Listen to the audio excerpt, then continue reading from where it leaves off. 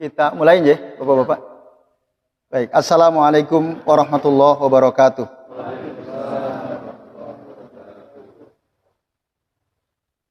Alhamdulillahilladzi hadana li hadza wa ma kunna linahtadiya laula an hadanallah. Asyhadu an la ilaha illallah wahdahu la syarikalah wa asyhadu anna Muhammadan abduhu wa rasuluh. Allahumma shalli wa sallim wa barik ala Muhammad wa ala ali Muhammad kama shallaita wa barakta ala Ibrahim wa ala ali Ibrahim innaka Hamidum Majid. Rabbi shrah li sadri wa yassir li amri wahlul 'uqdatam min lisani yafqahu qawli. Amma ba'du. Bapak-bapak dan ikhwah sekalian, rahimani wa rahimakumullah.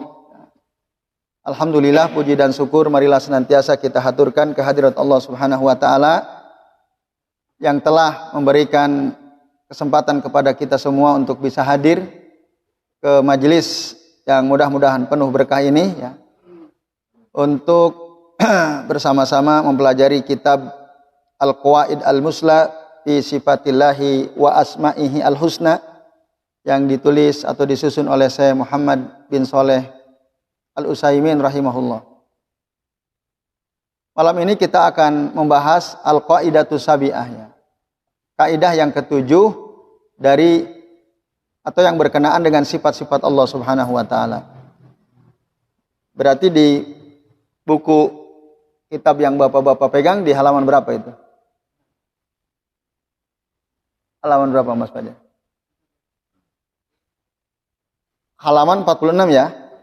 Ya, silakan dibuka halaman 46 atau kalau di terbitan yang lain halaman 95 ya, Mas. 95 betul ya? Baik. Mari kita perhatikan Bapak-bapak dan ikhwah sekalian. Qala al-muallifu rahimahullah, ya, berkata penulis kitab ini, semoga Allah merahmati beliau, yaitu Syekh Ibnu Al-Utsaimin, sifatullahi ta'ala tauqifiyatun la majala lil aqli fiha. Jadi sifat-sifat Allah Ta'ala itu sifat Allah Ta'ala itu ya, tauqifiyah.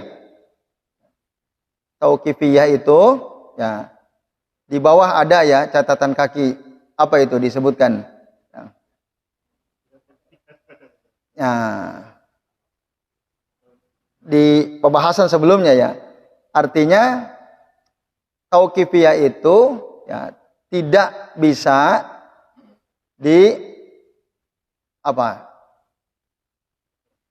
ya, harus dengan dalil, berdasarkan dalil. Tidak bisa di luar itu. Tidak bisa di luar dalil dari Al-Qur'an dan Sunnah. Maka dikatakan di sini la majala lil aqli fiha. Di akal tidak bisa ikut berperan dalam masalah ini, dalam menentukan sifat-sifat Allah Subhanahu wa taala. Jadi harus kembali kepada Al-Qur'an dan Sunnah. Nah, jadi itu yang dimaksud tauqifiyah ya. Tauqif dari kata waqafa. Ya, waqafa makna asalnya adalah berhenti ya, wukuf, tauqif. Ya, itu. Jadi berhenti hanya pada Al-Qur'an dan Sunnah, tidak lebih dari itu. Nah, ini itu dalam menentukan sifat-sifat Allah Subhanahu wa taala.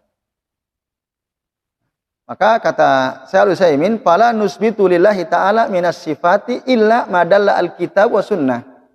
Tidaklah kita menetapkan untuk Allah Ta'ala dari sifat-sifat yang ada kecuali berdasarkan petunjuk dari Al-Quran dan Sunnah ala subutihi. Untuk menetapkannya harus madalla alkitab wa sunnah. Berdasarkan dalil dari Al-Quran dan dari Sunnah. Qala al-Imam Ahmad rahimahullah, ya. Imam Ahmad bin Hanbal rahimahullah, beliau mengatakan la yusafullahu illa bima wasafa bihi nafsahu au wasafahu bihi rasuluhu. Allah itu tidak disifati kecuali dengan ya, apa-apa yang Allah sifati dirinya dengan sifat tersebut atau yang disifati oleh Rasulnya. La yatajawazul Quran wal hadis. Ya. Tidak boleh melampaui Al-Quran dan hadis. Ini kaidahnya. Nah, ini sama dengan kaidah yang kelima dalam nama-nama Allah Subhanahu wa taala. Al-qaidah fil asma. Jadi sama. Jika nama-nama Allah taala itu bersikap tauqifiyah, kita tidak boleh menetapkan nama-nama Allah kecuali dengan Al-Quran dan Sunnah. Demikian pula dalam menetapkan sifat-sifat Allah Subhanahu wa ta'ala. Tidak boleh kecuali harus kembali kepada Al-Quran dan Sunnah. Seluruh sifat Allah, baik sifat fi'liyah maupun sifat zatiyah gitu ya. Baik sifat apa kemarin? Salbiyah maupun sifat subutiyah ya. Itu. Semua harus berdasarkan keterangan dari Al-Quran dan keterangan dari Sunnah Rasul Sallallahu Alaihi Wasallam. Nah ini Bapak-bapak dan ikhwas sekalian, a'azani Allah wa iyyakum ajmain. Maka dengan demikian, tidaklah mungkin kita mengetahui sifat-sifat Allah kecuali dengan dalil yang menunjukkan akan sifat-sifat Allah Ta'ala. Tanpa ada dalil, kita tidak bisa menentukan sifat Allah Ta'ala.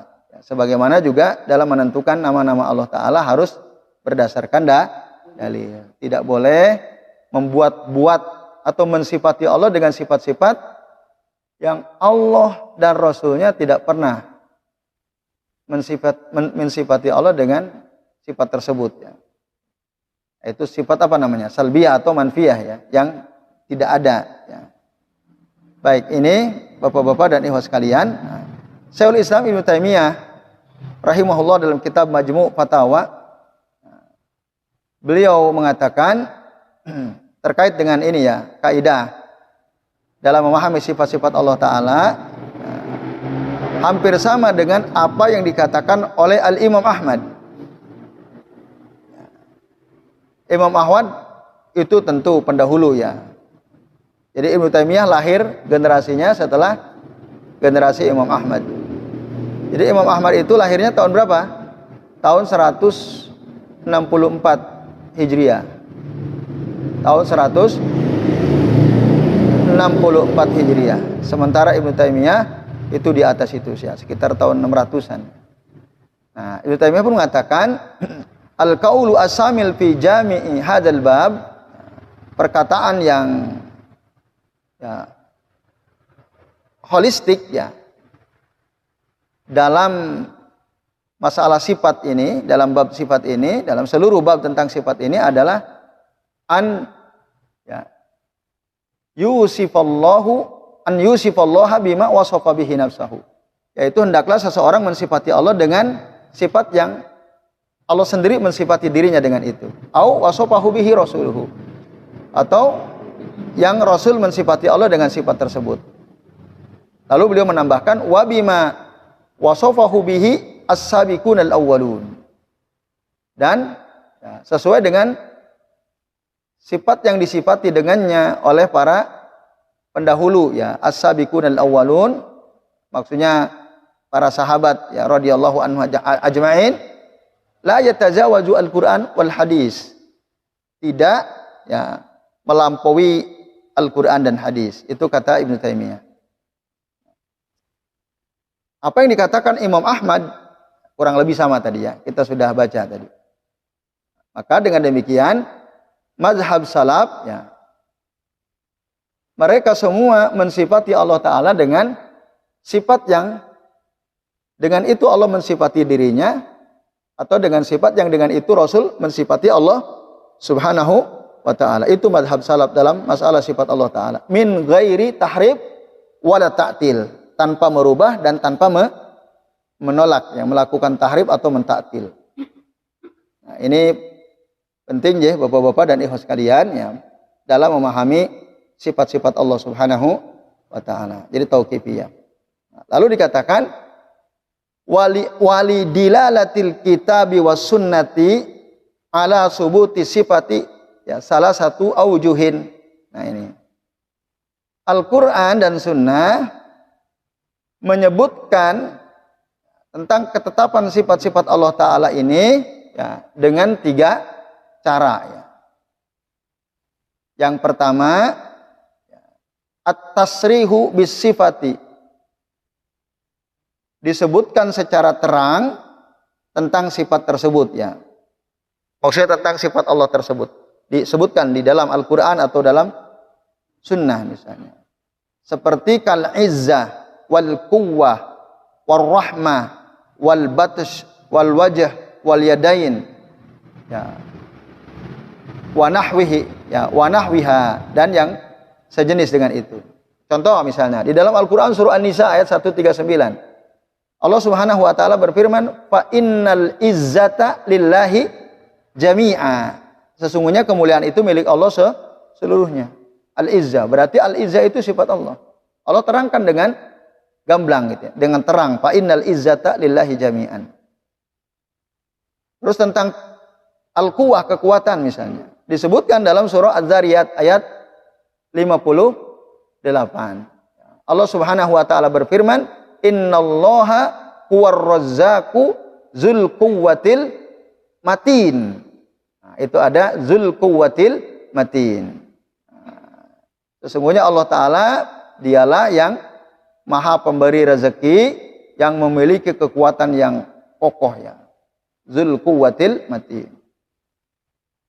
Kemudian tentang Ar-Rahmah. Secara gamblang diterangkan dalam surah Al-Kahfi ayat 58 juga. Allah Subhanahu wa taala mengatakan, "Wa rabbukal ghafuru dzur rahmah." Dan Tuhanmu itu Maha Pengampun lagi Maha Zu Ar-Rahmah, memiliki kasih sayang. Nah, begitu juga kata batas ya. Al-batas itu artinya ya, mengazab ya. Disebutkan dalam surah Al-Buruj ayat 12, "Inna batsya rabbika lasyadid." Sesungguhnya azab Tuhanmu itu sangatlah keras. Kata Al-Wajh juga begitu. Ya, disebutkan dalam surah Ar-Rahman ayat 27 juga ya, kata atau sifat bahwa Allah punya kedua tangan disebutkan di dalam surah Al-Maidah ayat 64. Bal yadahu mabsutatani. Terang sekali disebutkan. Nah, itu yang cara pertama ya. Al-Qur'an menyebutkan dengan terang ya, bit tasrih, secara langsung. Kemudian cara yang kedua, tadi ada 3 cara ya. Bagaimana Allah ya, menggambarkan tentang sifat dirinya dalam Al-Qur'an. Satu tadi disebutkan secara terang langsung gitu. Nah, yang kedua yaitu tadammunul ismi laha. Tadammunu al-ism laha. Jadi nama-nama tersebut, sifat tersebut terkandung dalam nama-nama Allah Subhanahu wa taala. Jadi Allah tidak langsung menyebut sifatnya, tapi Allah menyebut tentang namanya di dalam Al-Qur'an. Tapi dalam nama itu mengandung sifat. Mengandung sifat. Contohnya disebutkan Al-Ghafur. Allah itu ya Ghafurur Rahim misalnya. Maka di dalam makna Al-Ghafur itu mutadhamminun lil maghfirah. Berarti Allah memiliki sifat mengampuni. Karena Allah Maha Pengampun. Dalam namanya yang lain, misalnya As-Sami. Di antara nama-nama Allah Ta'ala adalah As-Sami. Nah, di dalam nama As-Sami itu terkandung sifat apa? Sifat mendengar. Ya. Mutadhamminun lisam'i. Wa nahwa dzalika. Dan yang sejenis dengan itu. Nah, ini juga disebutkan dalam kaidah ketiga ketika kita membahas tentang kaidah-kaidah yang berkaitan dengan nama-nama Allah Subhanahu wa taala. Nah, ini jadi Allah menyebut tidak langsung, tidak terang gitu ya, tapi disebut dengan namanya. Nah, dalam nama itu mengandung sifat, dan setiap nama memang mengandung sifat. Setiap nama Allah mengandung sifat. Nah, itu cara kedua ya. Jadi Allah menerangkan tentang sifatnya ya, yang terdapat dalam kandungan namanya. Gitu. Ketika Allah menyebut mendeklar dirinya sebagai Ghafur, sebagai Sami, sebagai Alim, sebagai Khabir misalnya. Dan lain-lain itu otomatis dalam nama-nama tersebut ada sifat-sifatnya. Itu cara kedua. Allah menerangkan tentang sifatnya berdasarkan namanya atau apa yang terkandung di dalam namanya. Kemudian yang terakhir, Bapak-bapak dan ikhwas sekalian, a'azani Allah wa iyyakum ajmain.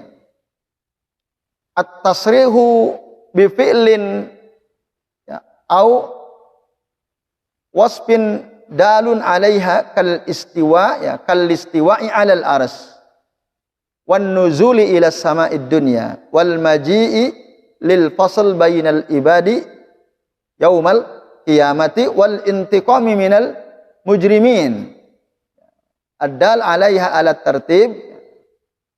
Cara yang ketiga, Bapak-bapak sekalian, nah, Allah menyebutkan sifatnya itu, Allah menyebutkan perbuatannya ya, bifi'lin tadi, atau sifat yang menjadi sebagian sifat-sifatnya.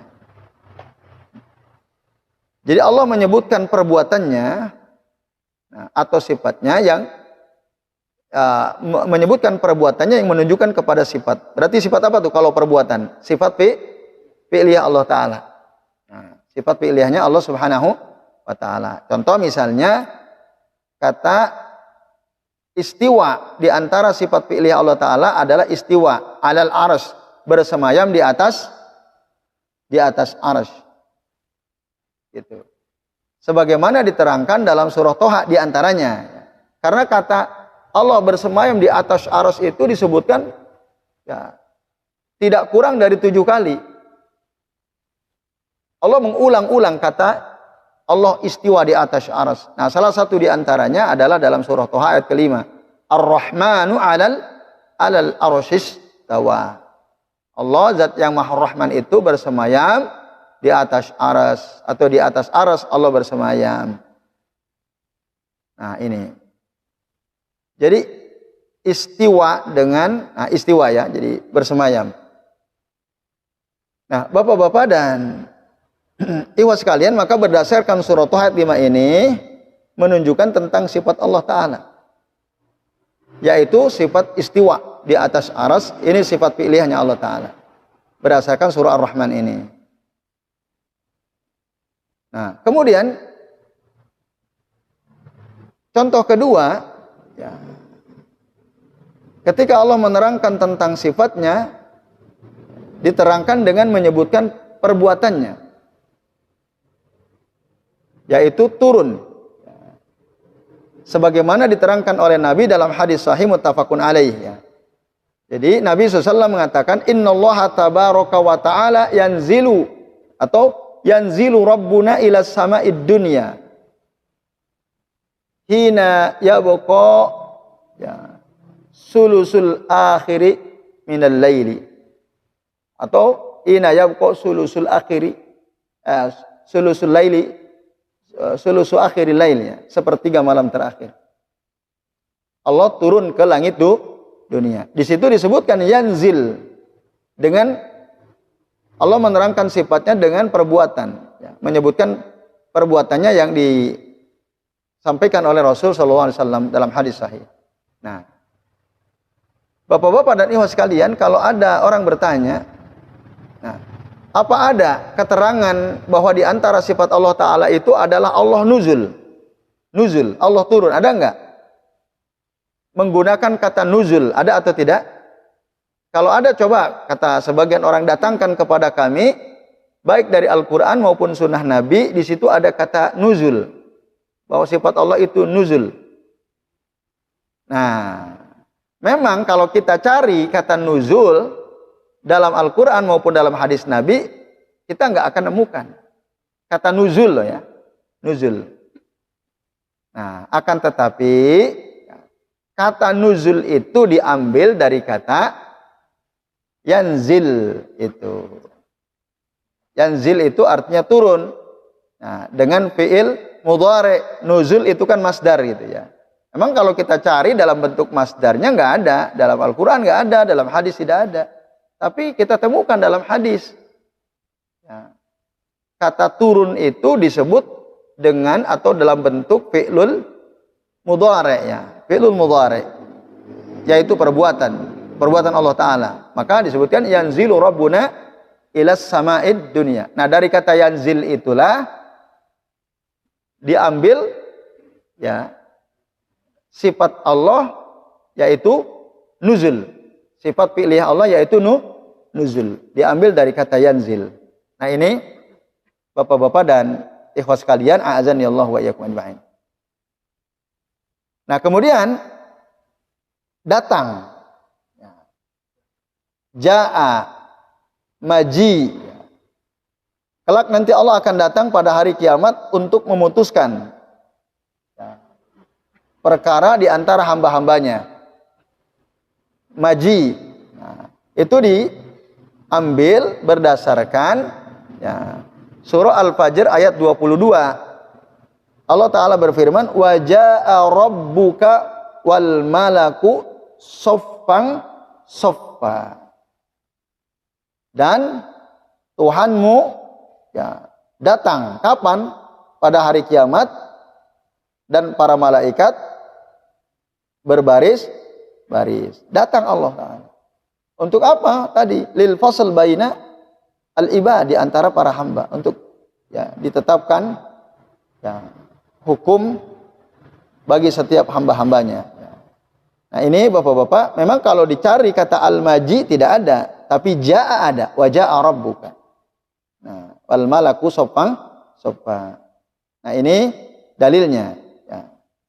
Maka kata wa ja'a rabbuka itu menunjukkan salah satu sifat Allah Ta'ala, yaitu sifat fi'liyah. Apa itu? Al-maji tadi. Datang, Allah itu datang kelak nanti pada hari kiamat. Nah, dan yang terakhir Bapak-bapak dan ibu sekalian adalah kata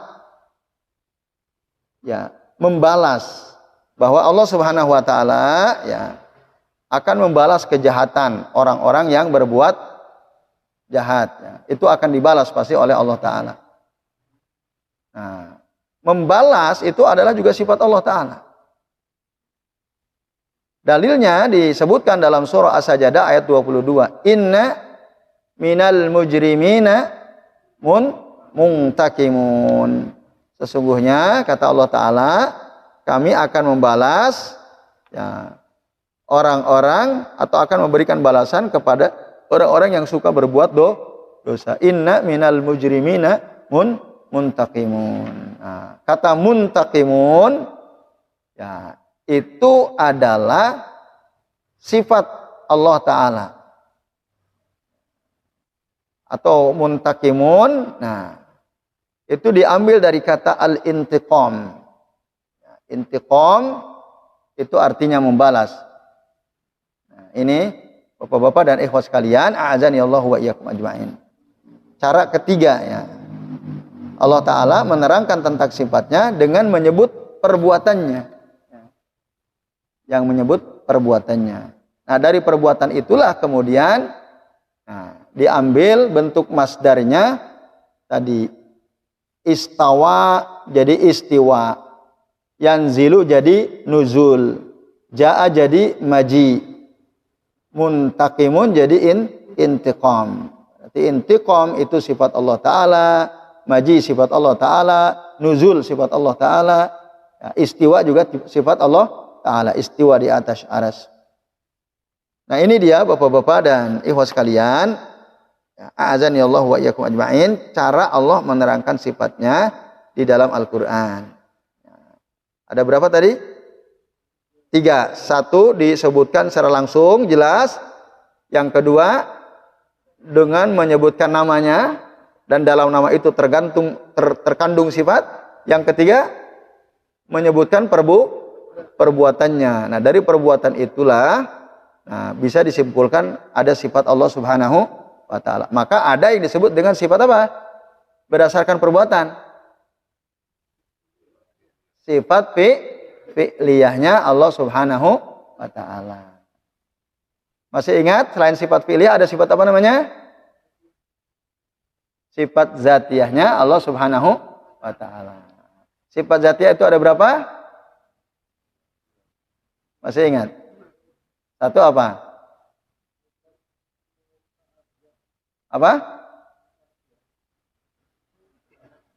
Itu khobariyah.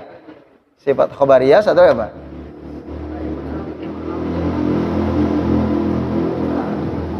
Jadi di antara sifat zatiyahnya Allah Ta'ala itu ada sifat khobariyah sama sifat ma'nawiyah. Nah, itu yang kita sudah bahas pada bab sebelumnya.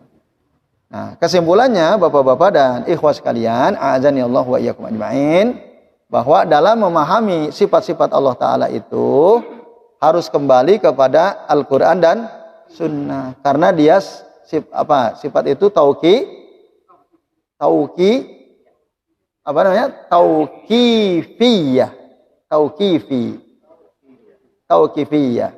Ya.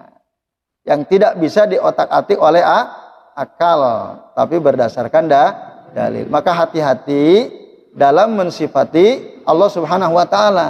Gitu. Jangan sembarangan. Kalau kita mau mensifati Allah Ta'ala, ya harus ada dasarnya, harus ada dalilnya. Nah, kemarin saya bawa kitab tuh ya. Jadi itu penting, sifatullahi azza wa jalla al-waridah fil kitabi was sunnah. Itu ada. Kalau Bapak Ibu ingin, Bapak-bapak dan Ibu sekalian ingin tahu detail tentang sifat-sifat Allah Ta'ala yang muncul dalam Al-Quran dan Sunnah, itu ada kitabnya. Ada ulama yang sudah menulisnya. Jadi sifatullahi azza wa jalla al-waridah fil kitabi was sunnah. Tapi nggak tahu apakah itu sudah diterjemahkan apa belum ya. Kemarin kami bawa kitabnya itu ya. Nah, di sana terangkan sangat detail. Ya, seperti misalnya Allah punya sifat khobarnya apa? Allah punya betis, Allah punya kaki, Allah punya jari jemari, Allah punya pinggang. Itu kan jarang kita dengar kan? Itu sifat khobariyah Allah Ta'ala. Dan itu semua dalilnya ada berdasarkan hadis-hadis Nabi yang sahih. Nah, silakan rujuk tadi ke dalam kitab yang berjudul Sifatullahi Azza wa Jalla Al-Waridah fil Kitab was Sunnah. Saya kira penting itu ya. Kalau bapak-bapak dan ikhwah sekalian ingin tahu lebih detail gitu ya tentang sifatnya Allah Subhanahu wa taala. Ya, saya kira ini ya kaidah terakhir yang berkaitan dengan sifat-sifat Allah Subhanahu wa ta'ala. Jadi ada 7 kaidah. Ada 7 kaidah. Ya, saya kira ini ya, yang bisa kita bahas. Insya Allah nanti pembahasan berikutnya kaidah-kaidah yang berkaitan dengan dalil. Nah, tapi kita akan bahas besok.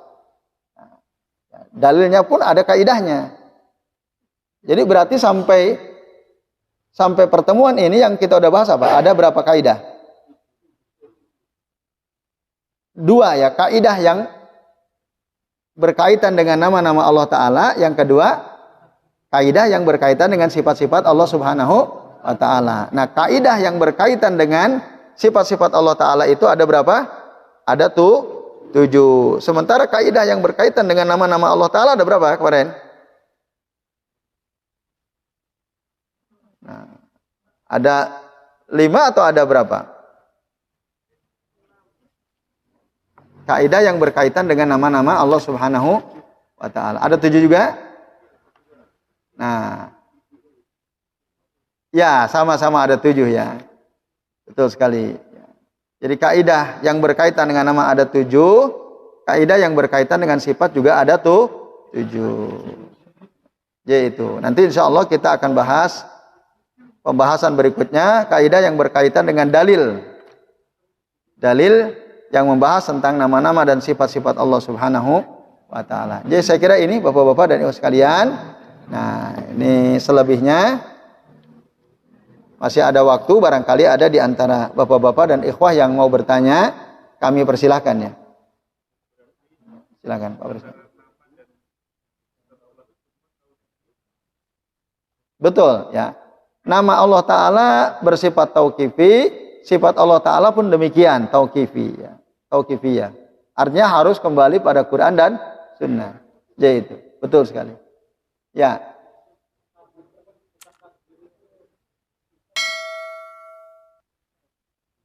Mutakabbir itu nama ya. Karena dia isim kan. Isim isim fa'il ya. Itu ya mutakabbir itu yang berhak untuk sombong itu hanyalah Allah Subhanahu wa taala. Betul. Nah, dari setiap nama pasti mengandung sifat gitu ya. Berarti sifatnya apa? Dari mutakabbir. Ya, takabur dan Allah berhak untuk itu. Iya. Dan karena Allah bisa semuanya. Itu bukan suatu yang tercela atau aib bagi Allah taala. Gitu. Nah, sahih. Sifatnya itu namanya mutakabbir. Dan itu diterangkan kan dalam surah Al-Hasr. Wallahul ladzi la ilaha illa huwa.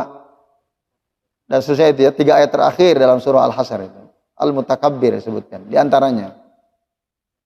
Jadi itu Asrobi dan bapak-bapak serta ibu sekalian. Masih ada yang lain? Tafadhol. Yang berkaitan dengan pembahasan ini, apakah ada yang belum jelas, belum dipahami? Sudah jelas ya? Oke, alhamdulillah. Kalau sudah jelas, nah, alhamdulillah berarti bapak-bapak dan ibu sekalian kita sudah paham ya. Bahwa kalau ditanya sifat Allah itu sifatnya apa? Sifat Allah itu tauqifi. Jadi kalau nggak ada dalam Al-Quran dan Sunnah, kita tidak boleh mensifati Allah dengan sifat tersebut. Jadi saya kira ini ya kesimpulan inti dari kaidah yang ketujuh berkaitan dengan sifat-sifat Allah Subhanahu wa taala. Baik, itu masih ingat tadi berapa cara Allah taala menerangkan sifatnya dalam Al-Qur'an? 3 cara. Satu dengan menyebutkannya secara terang langsung. Yang kedua ya, dengan menyebutkan namanya. Yang dalam nama itu terkandung sifat. Dan yang terakhir dengan ya menyebutkan perbuatannya. Nah, dari perbuatan itu ya ada sifat. Nah, apa contoh salah satu misalnya Allah menerangkan sifatnya dengan perbuatan. Istawa diambil dari kata istiwa ya. Sifatnya istiwa diambil dari kata istawa alal arash. Terus apa lagi? Sifatnya nuzul, sifat fi'liyahnya diambil dari kata yanzilu rabbuna. Ya. Kursinya Allah. Kursinya Allah itu sebagaimana diterangkan di dalam ayat kursi, ayat 255 surah Al-Baqarah kan. Allahul ladzi la ilaha illa huwa al-hayyul qayyum la ta'khuduhu sinatun wala naum. Lahu ma fis samawati wa ma fil ardh man dzal ladzi yasfa'u indahu illa biidni. Terus ya'lamu ma baina aydihim wa ma khalfahum wala yuhituna bisyai'in min ilmihi illa bima syaa. Wasi'a, nah ada kata wasi'a kursiyuhus samawati wal ardo.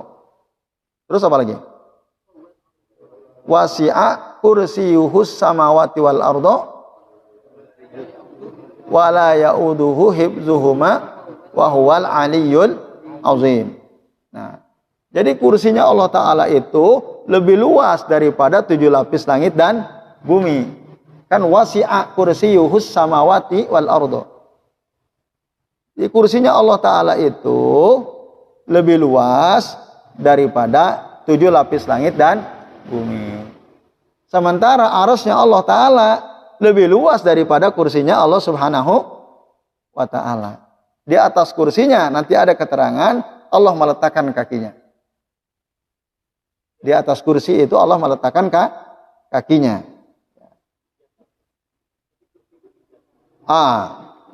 Dan nanti ada keterangan dalam hadis Nabi bahwa perbandingan besarnya arsy Allah Ta'ala dengan besarnya kursinya Allah Subhanahu wa Ta'ala itu ya, ibarat sebuah cincin ya, di tengah tanah lapang ya, maka cincin itu adalah kursinya Allah Ta'ala, tanah lapang itu adalah arsy-Nya Allah Subhanahu wa Ta'ala. Lalu perbandingan antara 7 lapis langit dan bumi dengan kursinya Allah Ta'ala, itu perbandingan seperti apa?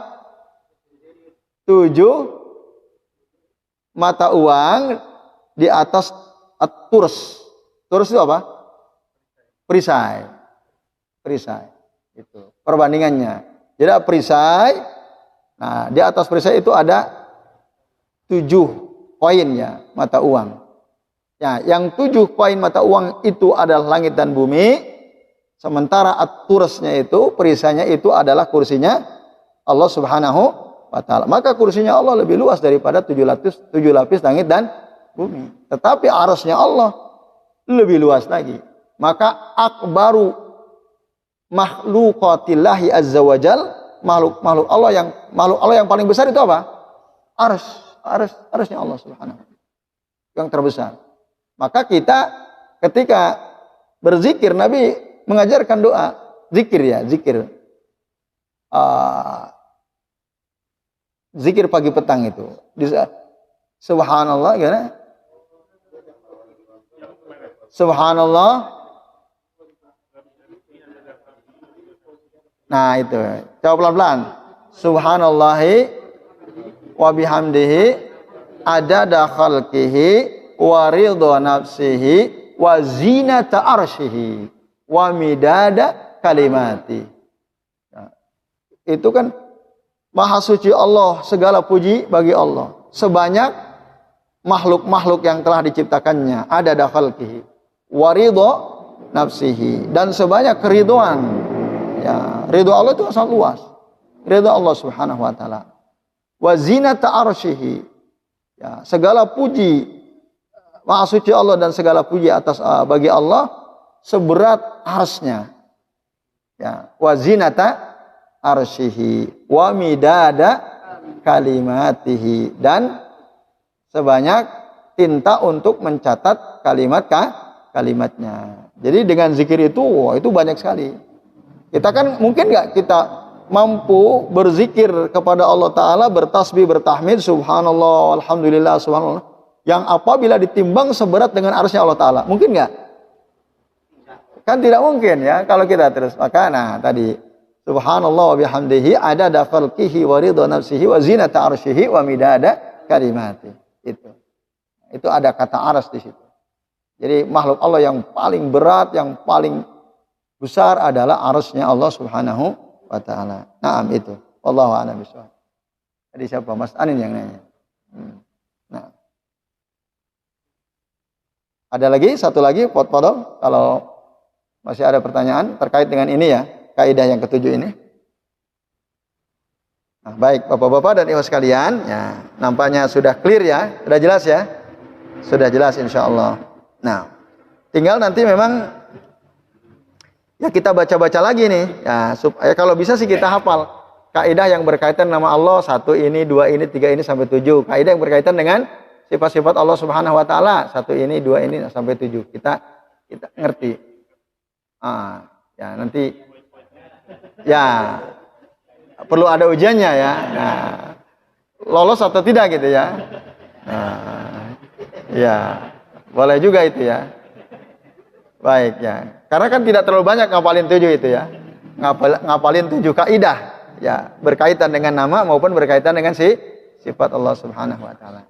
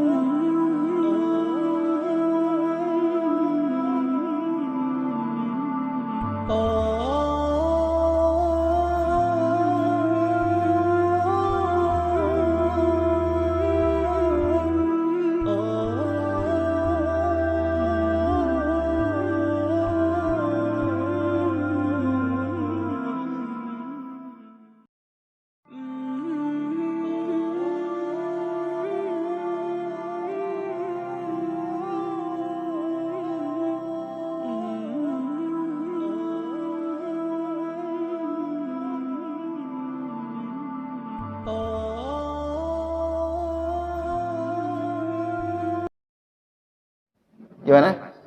Hah? Post-test ya. Kita sudah belajar, tinggal nanti hasilnya paham atau tidak, menangkap atau tidak. Ya, kalau ringkas berarti nyebutkan kaidahnya toh kan? Nyebutkan kaidahnya toh. Tidak perlu ada penjelasan gitu.